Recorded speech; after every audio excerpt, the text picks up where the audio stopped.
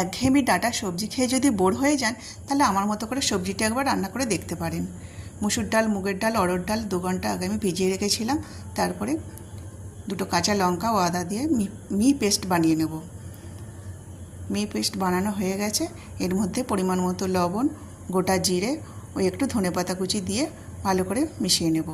এবার গরম গরম তেলে আমি বড়ার আকারে শেপ দিয়ে ডালগুলো ভেজে নেব। খুব বেশি বড় বড় নয়, ছোটো ছোটো।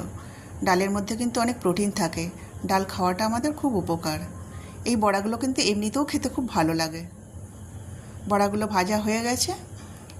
এই তেলেতেই আমি আলু ও ডাঁটাগুলো ভেজে নেব।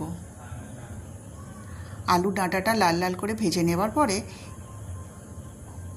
ওই তেলেতে আমি শুকনো লঙ্কা ও সরিষার ফোড়ন দিয়ে দেব। একটা পেঁয়াজ কেটে দিয়ে দিলাম। পেঁয়াজগুলো ভালো করে ভাজা হয়ে গেলে ওর মধ্যে আমি টমেটো দিয়ে দেবো।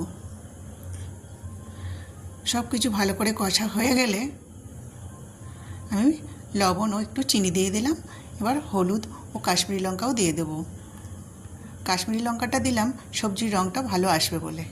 একটু জল দিয়ে ভালো করে নাড়াচাড়া করে আদা বাটা ও জিরেটাও দিয়ে দিলাম। এবার ভেজে রাখা আলু ও ডাঁটাটা দিয়ে ভালো করে কষিয়ে নেব। এগুলো সব ভাজা হয়ে গেছে। এবার লাস্টে আমি একটু সর্ষে বাটা দেব। সর্ষে বাটাটা প্রথমে দিলাম না, সবজিটা তিতাভাব এসে যাবে। সব কিছু ভালো করে কষে নেওয়ার পরে আমি জল দিয়ে দেব। একটু পরিমাণটা বেশি লাগবে। এর মধ্যে আমি বড়াগুলো দেবো তো, তাই। আলু ও ডাঁটাটা সিদ্ধ হয়ে গেছে। এবার ভেজে রাখা বড়াগুলো এক এক করে দিয়ে দেব। এইভাবে করে একবার সবজিটা অবশ্যই রান্না করে দেখবেন। আমার সবজি হয়ে গেছে। এবার ওপর থেকে একটু ধনেপাতা ছড়িয়ে দিলাম। এবার সবজিটা আমি নামিয়ে নেব। গরম গরম ভাতে পরিবেশন করব।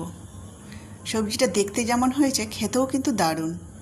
ভিডিওটি ভালো লাগলে লাইক, শেয়ার ও সাবস্ক্রাইব করবেন। ধন্যবাদ।